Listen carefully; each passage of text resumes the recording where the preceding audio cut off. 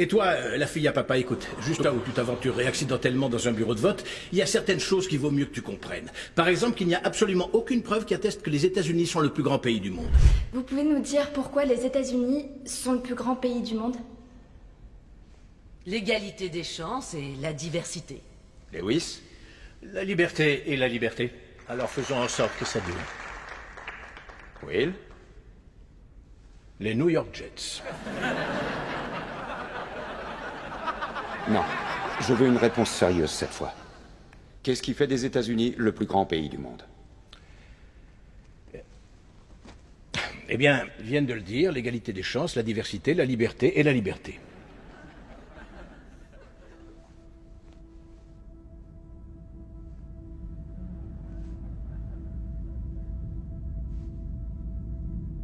Je ne vous laisserai pas reprendre votre avion tant que vous n'aurez pas répondu.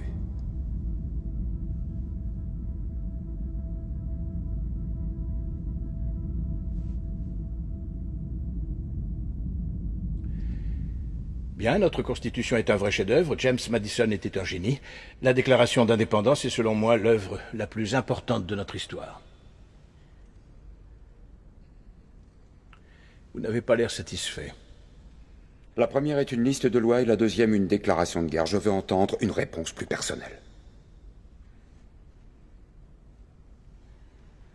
Pensez aux gens qui vous écoutent. Pourquoi les États-Unis Les États-Unis ne sont pas le plus grand pays du monde, monsieur. Là voilà ma réponse. Vous êtes en train de Oui. dire...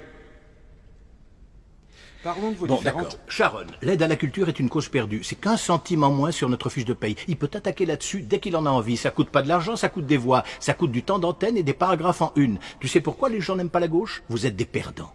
Si vous êtes si malin, comment ça se fait que vous perdez comme des cons à toutes les élections? Et puis toi, comment tu fais pour garder ton sérieux en disant à des étudiants que notre pays est tellement exceptionnel et merveilleux que nous sommes le seul peuple dans le monde à connaître la liberté? Le Canada est un pays libre, le Japon est un pays libre.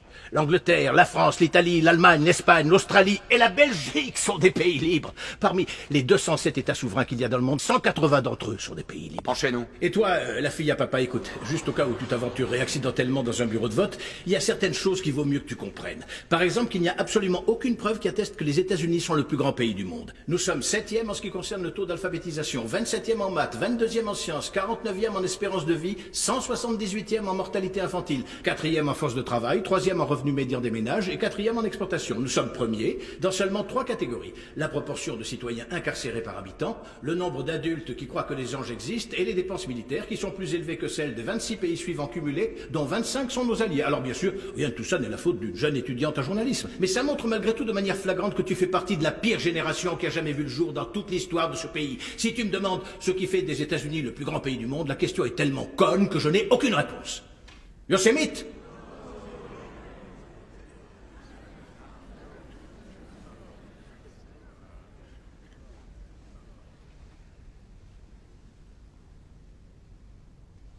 On l'a été autrefois.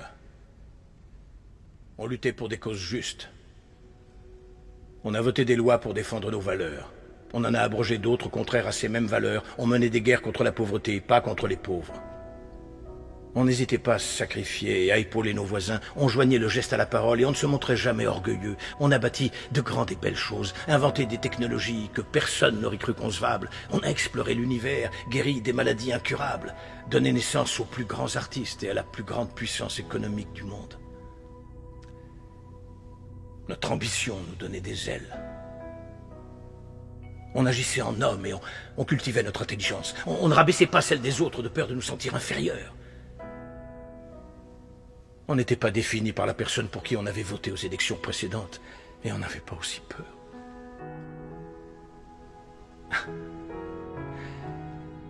On était capable d'être et de faire toutes ces choses parce qu'on était informés.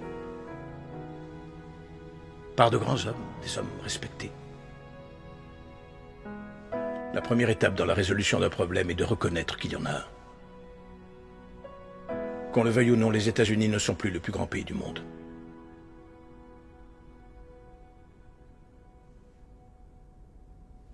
Ça te va?